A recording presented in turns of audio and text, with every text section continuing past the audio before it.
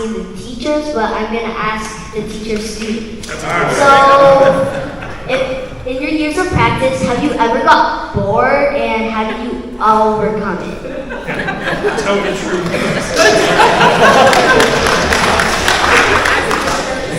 Brandon, get some of the truth. He's very targeted. Yes, you will get bored during practice, and I think the best way to do that is, like I said before, take a break when you feel like you're too mentally drained, then come back to it. Or I think there's like 20 minutes, 10 minutes break, 20 minutes, 10 minutes break. I think that sounds pretty good to me. So. Rhea, what do you think? Hello? Oh. So I have a question. It's again about balance. I feel like as piano teachers, especially with young students, we want our students to develop healthy habits in a healthy pace. For instance, I would love my students to learn the 15 clock inventions and Flavonias.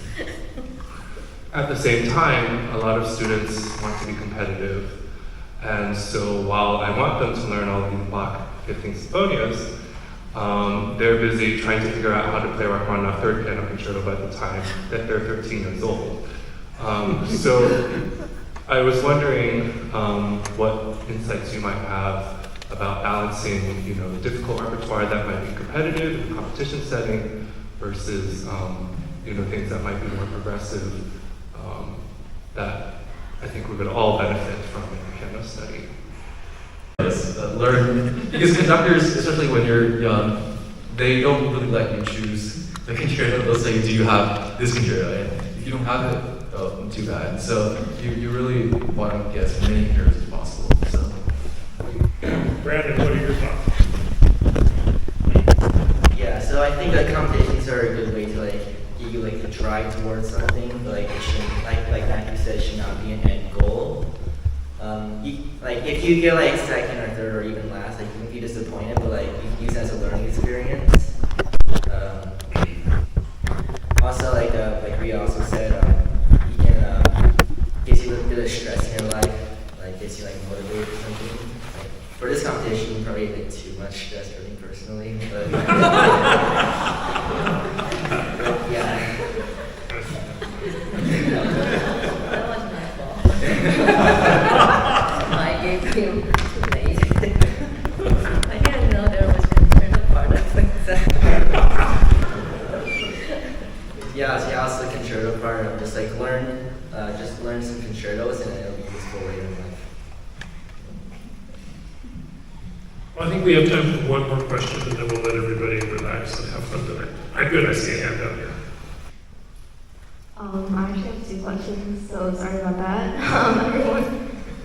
So first, how do you ever stage fright? And second, are you guys all trying to pursue music as a career? And if not, why are you guys working so hard? You always have to know what you play. And if someone wakes you up 2 a.m. in the morning, like one of my students' mother, she said, no, she can't sleep, don't wake her up. So if someone can ask you, can you name the passage, all the notes that you play, rhythmical pattern and everything, and you can do that, you're not gonna have stage fright.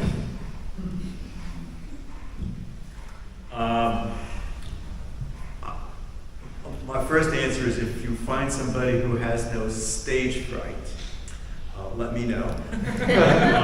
Because I may say something like, I wonder if they have responsibility. Remember, it comes from the fact that we want to do well. We love this, we want to do well. That's ingrained in us, and that's a very healthy attitude. So my answer is, if you have a performance, whatever it is, prepare by playing for 1 person, 2 person, 3 persons, and if you think you'll be ready in 2 weeks, my suggestion is you do the performance now, because then you find out what's solid and what's not solid, and for those next 2 weeks you can prepare that. I mean, everybody has a different answer for this, but that's one of my suggestions.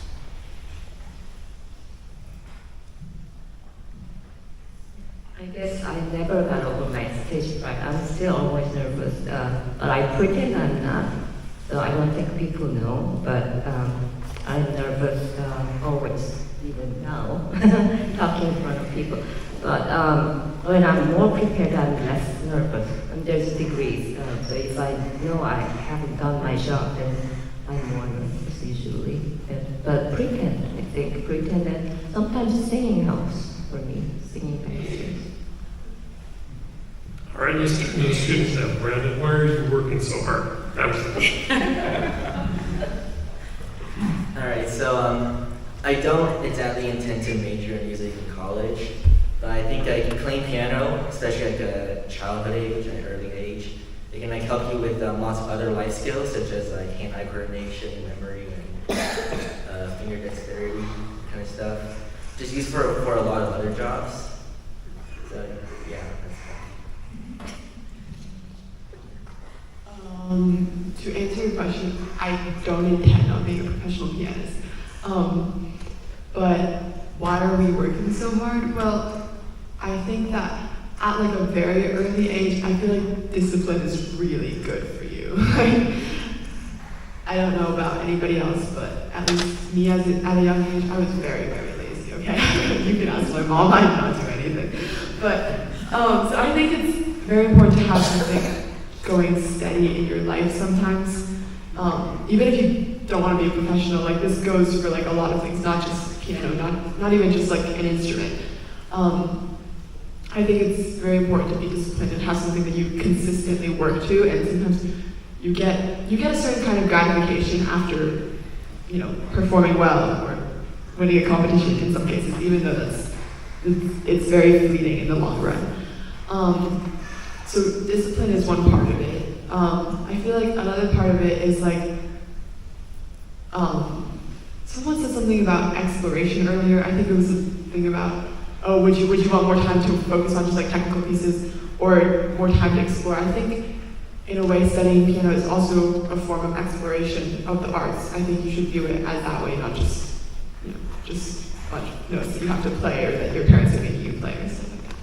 So I think there's a lot of depth.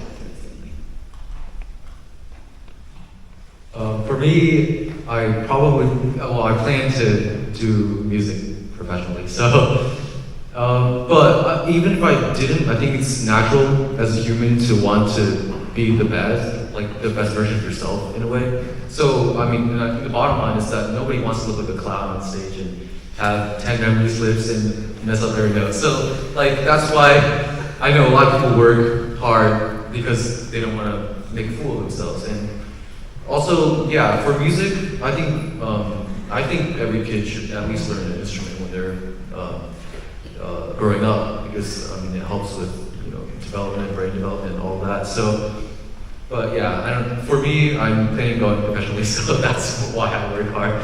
But yeah, I think it's just that we don't want to be the clown in a way.